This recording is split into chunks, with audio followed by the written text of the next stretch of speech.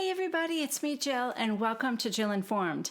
This is the recap of The Real Housewives of Salt Lake City, Season 2, Episode 3, Fishing for the Truth. Real quick, I'm going to update you guys about some stuff that's going on with me, but I'll put that at the end of the video. That way, those of you who are just here for the recap do not have to stick around.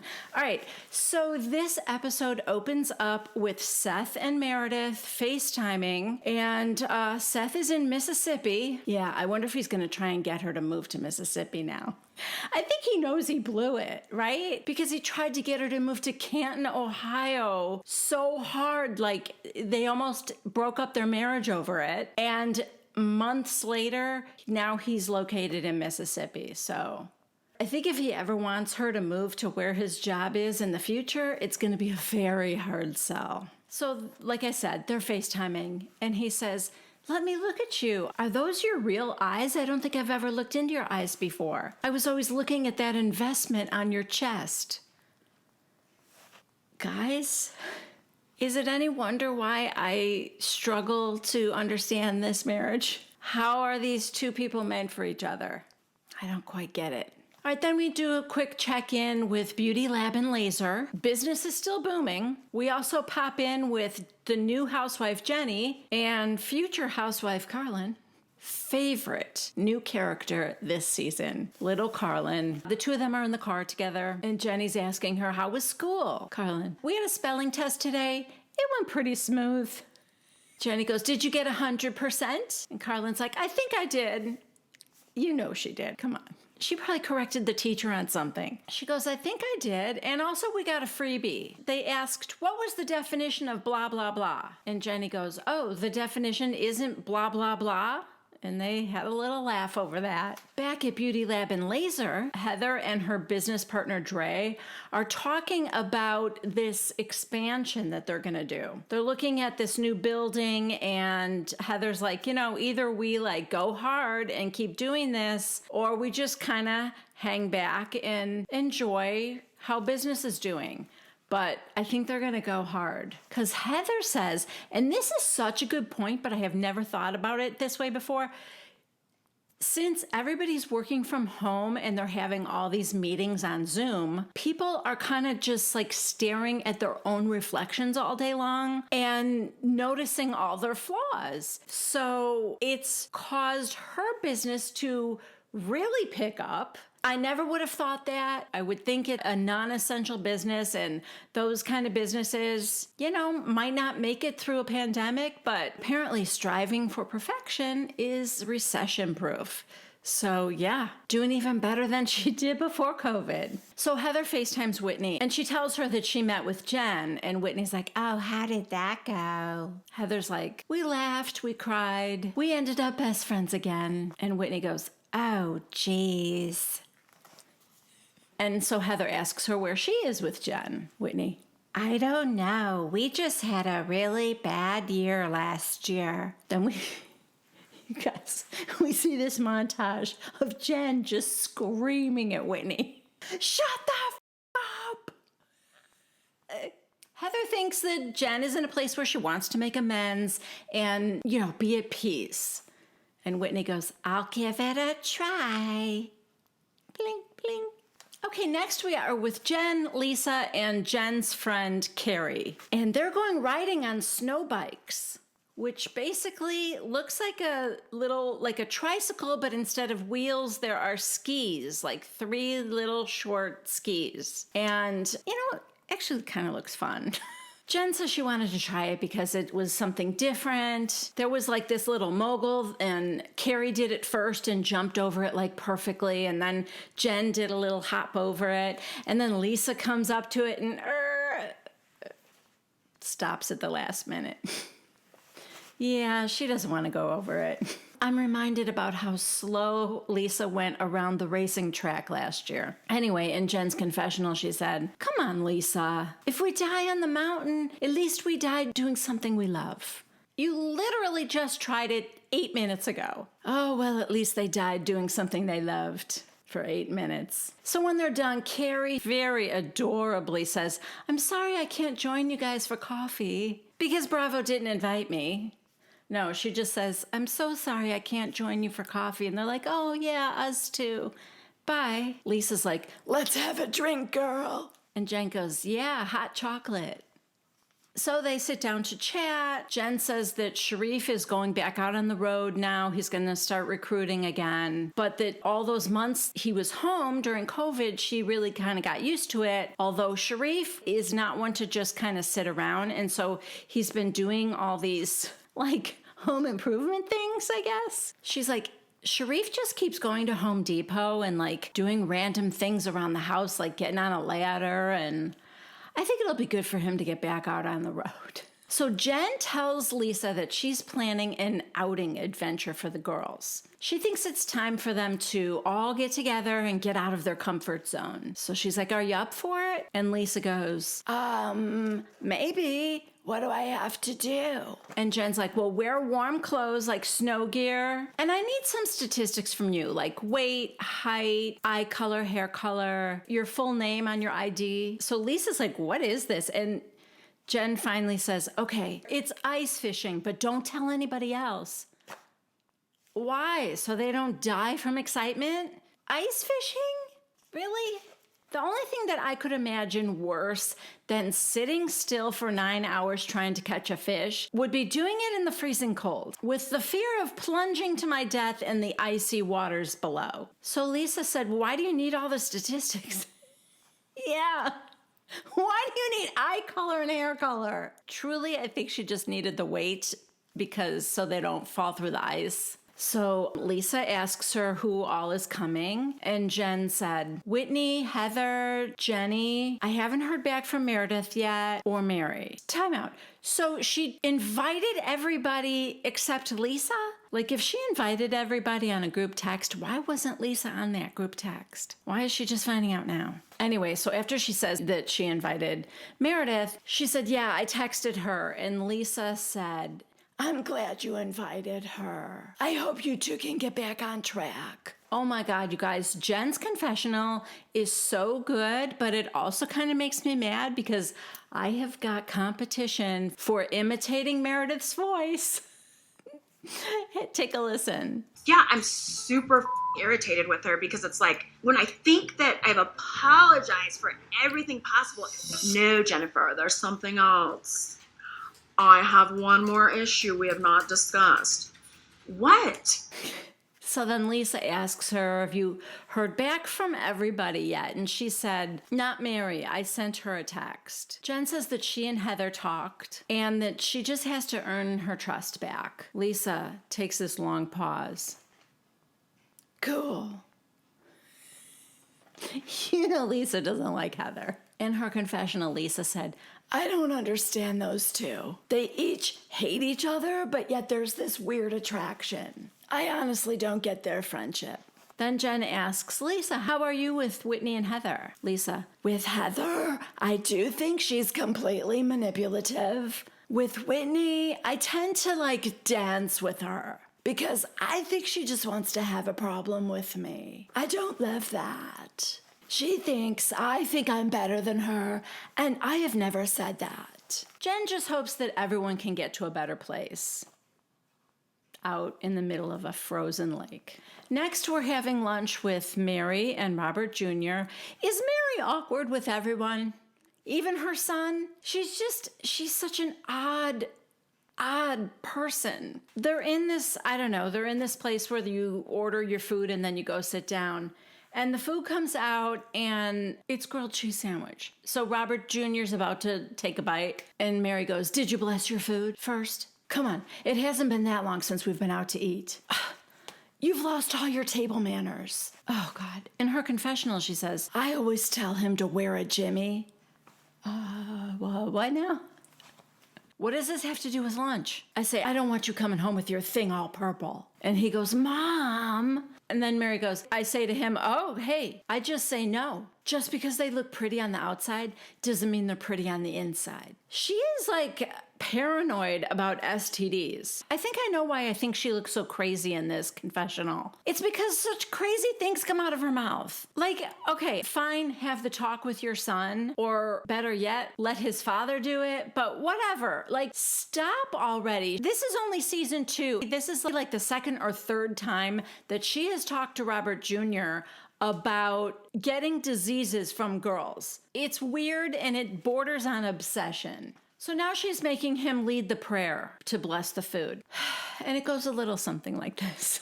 Robert Jr. Oh Lord, in Jesus' name, purify. Talk louder. Oh Lord, in Jesus' name, louder. Oh Lord, in Jesus' name, sanctify. And bless the hands that prepared it. And bless the hands that prepared it. In Jesus' name. In Jesus' name. Okay, so Dad says you want to move out.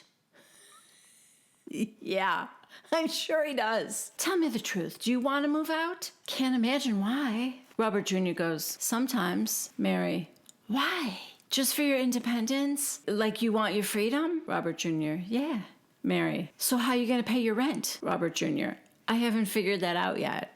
Mary, that's when you can move out, when you can pay your bills. Do you want to join the army? If you join the army, you can move out. You can get the heck out. So Robert Jr. isn't sure yet. Kid, you think you want to leave that bedroom and join the army?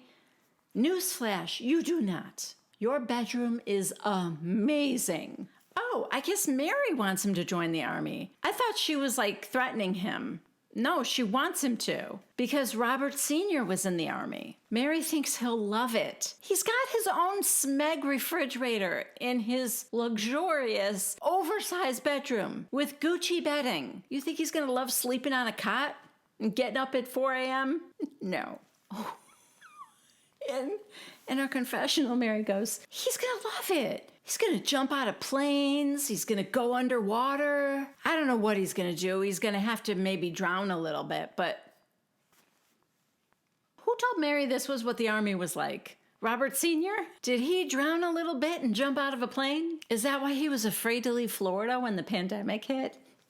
Then, because the cheese was stringy when Robert Jr. was taking a bite, Mary tells him he eats like a little baby. Then she says, please go to the army. Thankfully, that scene ends and we can get back to Jenny's house where sweet little Carlin is making elephant's toothpaste. I have no idea what that is, nor do I care. I'm just happy to be in a home where the parents don't want the children to drown a little bit. All right, I'm not sure if the experiment worked or not. There was sort of like a little bit of foaming happening in different colors. She and her brothers did the experiment using different food color.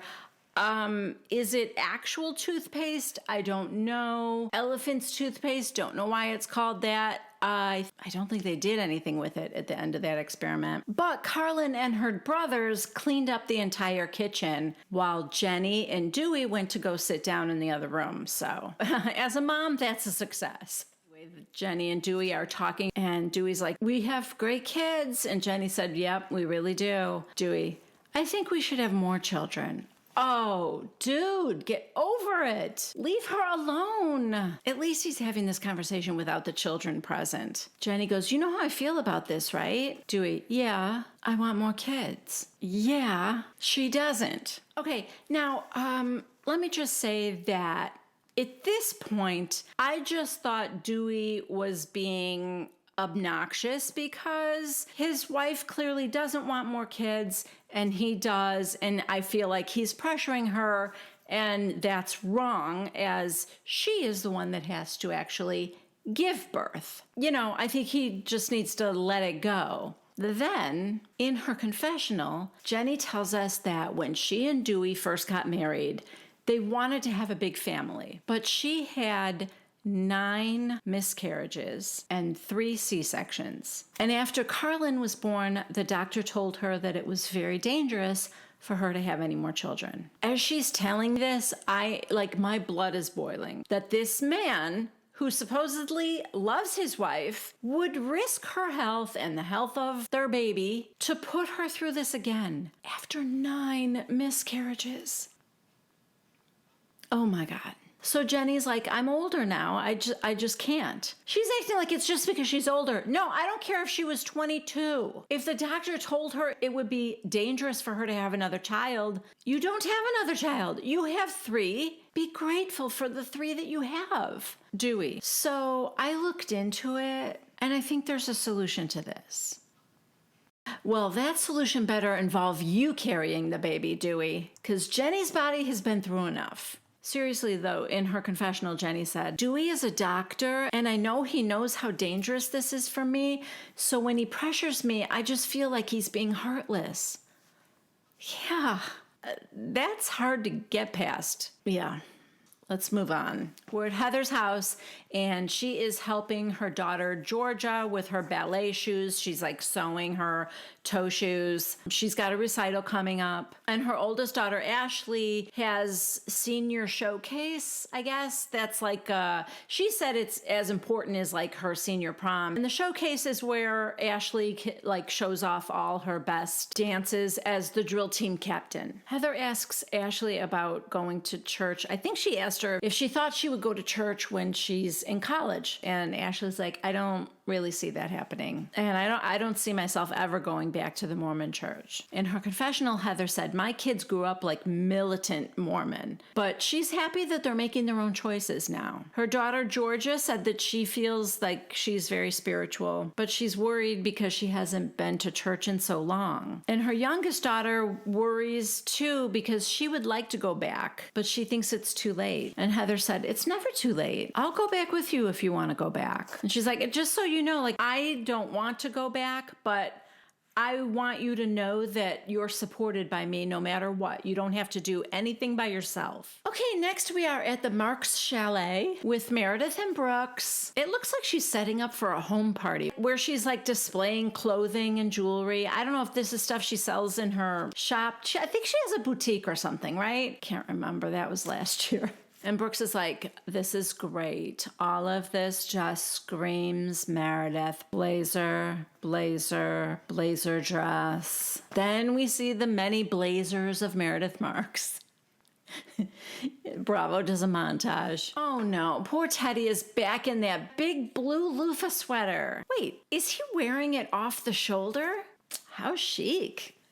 Okay, so this is a new collection that Meredith is excited about for her boutique, and she's inviting all her friends who are fashionable to preview the collection. I should say all her friends who are fashionable and Mary. In Mary's confessional, the producer asks her, what do you think of Meredith's sense of style? Mary. Are you really asking me this? Look who's talking! Mary, the one who looks like she won a contest to go into a department store and everything she could put on in 30 seconds she gets to keep. And this is the result. I mean, you're judging somebody else's fashion, although Meredith doesn't have the best. I don't normally love Mary. Oh, I did love the beaded face mask. You guys know me, I love a fashion risk. Anyway, so she's like all squirming and she's like, she's got, it's not bad. Then she like leans over, oh, Mary, come on, get this right. Like she is in distress right now. Meredith's style is Meredith Marks. And that can be a style. That's her style for me. Okay. Oh, wow. Okay. According to Meredith, Brooks and Mary became friends this past year. Unexpected, but, I like it. Brooks has struggled a bit with feeling targeted by Jen, and he finds a lot of comfort in talking to Mary about it. So Brooks and Meredith both tell Mary about the tweets that Jen has been liking, and Mary said, you don't want to call her and ask her why she's doing that? So Brooks looks at Meredith like, yeah, Ma, why don't you want to do that? Meredith, Here's the thing. I received an invitation from Jen to an outing on Friday, and it doesn't sit well with me to go and be her guest. It doesn't sit well with you now? Wait till you find out it's ice fishing. Guys, I can't even believe that's something Jen wants to do. Ice fishing? Oh, maybe it's gonna be very glamorous. I bet. You know, like glamping, only the ice fishing version. Like glice fishing. Or ice glishing. I'm sure it's gonna be something very chic. Like, I have seen ice fishing where they're in this, like, little hut out on the lake, and then the hole into the ice is, like, inside this hut, so you're not out in the cold. So I bet it's going to be something like that, only much more chic, like, you know, and comfy. I can't even pretend that this sounds like something that the women want to do. Is this an idea she got from Sharif? Did he like pick up a flyer at Home Depot for an ice fishing excursion? Anyway, so Mary tells Meredith that Jen invited you somewhere. That's the perfect opportunity to talk to her. She said, you need to tell Jen you're hurting my family and you need to stop. Stop it. I would go and do that if I were you. And Brooks looks like he's so grateful to Mary for understanding and having his back. And I'm thinking, guys, am I being too hard on Mary? Calling her crazy? I mean, this was pretty sound advice. And then Mary tells Brooks, you need to be silent because I have to poot. Hold on. Meredith knows this. I need peace and quiet to fart. Yeah, no, I was right the first time. She's crazy. Then she farts and says, sorry, that's what talking about Jen does to me. And they politely laugh. Yeah. I'm not going to do anything that makes it easier for you to fart in front of me. It's just crazy. Everyone be quiet. Like, who wants that kind of attention? All right, next we are at Echo Lake. Jen and her first assistant and co-defendant, Stuart, head out onto the icy lake. And this does not look like glice fishing, guys. There is nothing glamorous about sitting on a folding chair in the middle of a frozen lake. No, thank you. I can't get over how Jen wants to do this. This was a Jen outing. You know Mary won't come. Hell no. No way she's gonna sit out on a lake. So anyway, the instructors are there, and right away there's some action as they all go running to the hole. Trout, trout, trout, trout. And they go running to this other location where there's a different hole and a different fishing rod, but the fish got away. Now we're in the car with Heather and Whitney, and they're on their way there chatting. Whitney asks Heather, are you looking forward to this? And Heather's like, I don't know. And Whitney goes, well, the last time I talked to Jen, she threatened to drown me in the lake behind my house. I brought a life jacket. So they aren't exactly looking forward to seeing Lisa either. Heather says, Lisa has been worse to me to my face than Jen has, but Jen has been worse to me behind my back than Lisa has. Whitney, Lisa is bad to my face and my back. And my side. Like, I think she's obsessed with me. Like, I think she might be attracted to me. Heather, would you take a dip in the Lisa pond? Whitney, hell no. So, speak of the devil, we are now in the car with Lisa and Jenny. Lisa tells Jenny she's not sure Meredith is going to come because she still has some unresolved issues with Jen. And I don't love that. Jenny tells us in her confessional that she has known Meredith through Lisa for a while now, and she's noticed that when Meredith has a problem with someone, that she ices them out. And that doesn't sit well with Jenny because that's not how she behaves. So Jenny tells Lisa that she's in a tough spot, kind of being friends with both of them, stuck in the middle. Jenny thinks they just need to find a solution to at least hear each other out. Yeah, we'll see. So Heather and Whitney arrive, and they are walking the mile out onto the lake to where the folding chairs are. I mean, why they had to be so far out into that frozen lake, I do not know. Anyway, Jen sees them coming, and she tells the guide, I have to warn you, these next two women are rowdy. And if the one hits on you, we're not responsible for sexual harassment, are we? And he's like, it's fine. So they're walking up, woohoo! Heather, that guide is cute. And the guy goes, oh, we have a life jacket. And Heather goes, well, she's concerned. And then there's like this dead silence. We see Jen's face, and then finally Jen breaks out laughing, and Whitney laughs, and Whitney and Jen hug. Heather tells the guide, when she's lured out to a lake, she just likes to take every precaution. In Jen's confessional, she said, yeah, I threatened to drown her, but that was last year.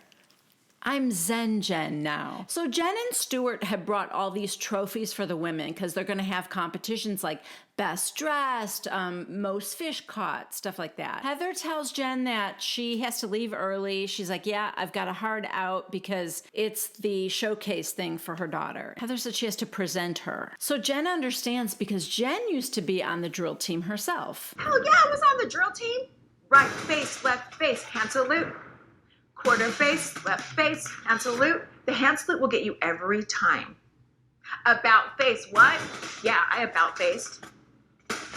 Now Lisa and Jenny arrive, and as they walk their mile across the lake to the folding chairs, Lisa keeps saying Jenny's name with every sentence, which I find a little odd. Side note, does she do that with everyone? Lisa was like, oh my God, Jenny, this makes me nervous. Jenny, I almost slipped. Jenny, this is a workout. I'm sure Jenny was like, yeah, you don't have to say my name at the beginning of every sentence because it is just the two of us out here. So they walk up and Jenny hugs Whitney and Heather. In Jenny's confessional, she said, I've known Heather because of Beauty Lab. And Whitney, I mean, anyone with a pole in their house, they're very popular.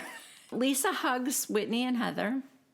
In Whitney's confessional, she said, I'm used to the Lisa snub, and now I'm getting the Lisa hug. I don't know what the f***'s going on here. Lisa asks Jen if it's just them, and she said, yeah, Meredith said she wasn't available, and Mary sent me a text this morning saying, sitting on a lake is not my thing, and I don't fish.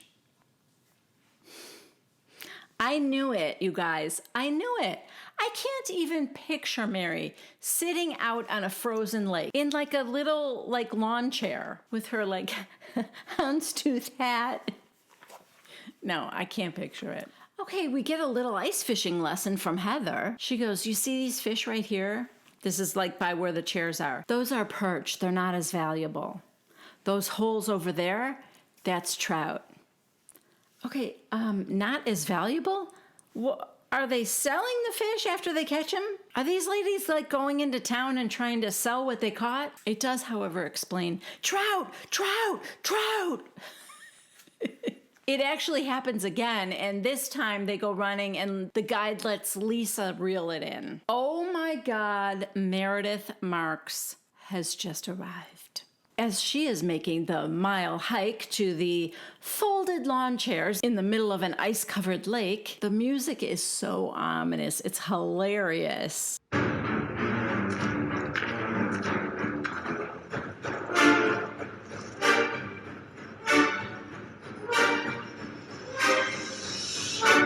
So she says hello to Heather and Jenny and Lisa. She hasn't gone by Jen yet. There's another trout alert. This time, Whitney takes off running and screaming like one of her kids is about to fall in the trout hole. I mean, it was crazy. Heather and Jen are also screaming and running. Trout! Trout! In Meredith's confessional, she said, I hear all these women screaming trout. I've got a bigger fish to fry, and its name is Jen Shaw. Meredith tells Lisa that she decided to come because rather than avoid, I decided to address. It's very awkward now. The ladies are sitting and Jen sits down next to Meredith and she tells her, I'm glad you stopped by, Meredith. I think it's nice that you wanted to get everyone together, and I didn't want to ruin it. Oh, sweetie, you couldn't ruin it. It's ice fishing. Like the normal kind, not the glamping kind. Meredith goes on. There's been some stuff that's been festering, and I thought it would be better just to address it. Your actions toward me are not aligned with your words. I was clear that if you wanted to be friends, you do not speak poorly of my family. Do you recollect me saying that? Jen goes, yeah. Meredith. There are homophobic tweets regarding my son's sexuality that you have liked, and it was very painful. I was then told about a Zoom call you hosted where you were questioning his coming out and his sexuality. And I heard you with my own ears publicly say Brooks has never seen a vagina. You know, every time you say Brooks has never seen a vagina, even in this context, I mean, you are keeping it alive. Oh, but she's not done yet. I'm going to get a crick in my neck doing Meredith. I will say she will give Dorit a run for her money in terms of being long-winded. I think Meredith Marks likes to talk, likes to hear her own voice a little bit. Yeah, so she goes on, those are homophobic microaggressions. For a young adult who has not determined yet where he stands, it's horrible to pressure someone about something he's not ready to talk about. It has to stop. Enough is enough. I need to know that you're against homophobic hate and you support the LGBTQ plus community. Jen, what are you talking about? Okay, I'm talking about reality. The reality is I'm tired of getting accused of stuff when I didn't say anything. Meredith is like, do I need to show you the receipts? Okay, here we go. She pulls out her phone, shows Jen the retweet of you should call Brooks a sissy bitch or whatever that one was. Jen, I'm telling you, I didn't like it. And Meredith goes, well, that's one of probably 20 or 30 different comments that are aggressive and hostile toward my family. Jen, I have never talked about Brooks. I have somebody that runs my stuff, so that's not me. Meredith, it's your Twitter, Jen. Jen, I don't run my... You're responsible. I'm done. Yes, because a normal response would have been, let me see that. Oh my God, I'm horrified and I will speak to the person that runs my socials. Please do not think that that was me personally liking those. I would never approve of that. But to just like defend yourself, oh, I didn't do it. You just went through that with Heather. The exact same thing. Tweeting that she was racist, or you liked a tweet that called Heather racist. I don't know what that one was. But in either case, if it's the person that works for you and takes care of your social media stuff, you need to talk to that person. Ask them why they think that would be acceptable. Because they're terrible and they're making you look really bad. And that's got to be the kiss of death, right? I mean, when you make the person you work for look bad, I'm not sure you get to keep your job after that, you know? So Lisa goes running after Meredith, trying to calm her down. Meredith, calm down. I love you, Meredith. Okay, so this is not about you right now, Lisa. Meredith, I will not listen to the deflecting and the projecting and the lying anymore. And you know she's mad when her sunglasses go flying off her face. Meanwhile, back at the folding chairs, Jen said, she's disengaging, so, I'm just going to let her disengage. Lisa says to Meredith, I think you need to talk away from everybody else, because we don't need the others chiming in.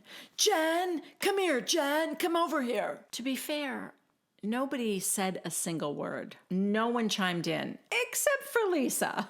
So I don't know who she's worried about. You think she's kind? You don't think she's abusive? Jenny now says, I'm getting a little frustrated. So she gets up and goes over to Meredith and tells her, you need to listen to Jen. I have someone run my Twitter.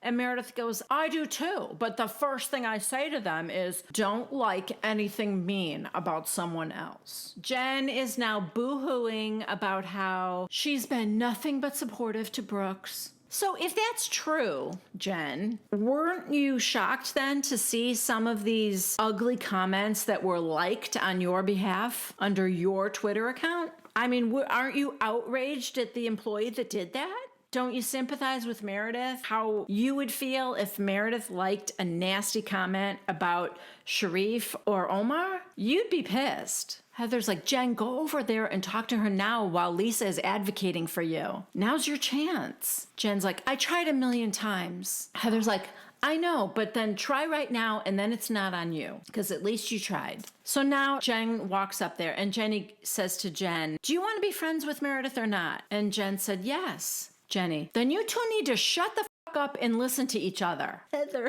Heather sitting back on the folding chair, she goes, oh shit, Jenny is throwing down. She's winning all the trophies today. Damn. Whitney, let's just take all the trophies and run. Meredith is losing it again and about to lose those sunglasses again. Does she like have a super small head or something? Why are they so big on her? She needs to stop flailing about. That's one thing. Anyway, Meredith is like, I am so angry. Jen, how do you think my kids feel?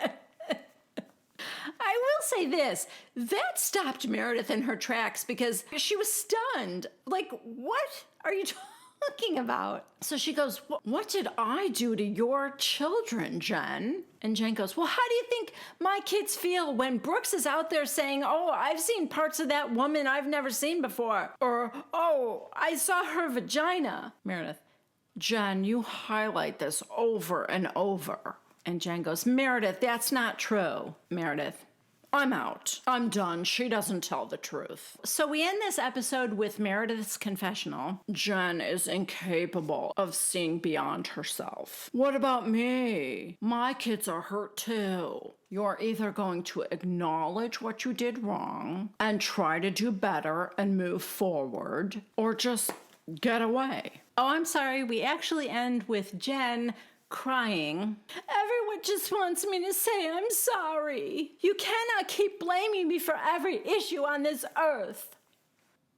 Trout, trout, trout. Just kidding.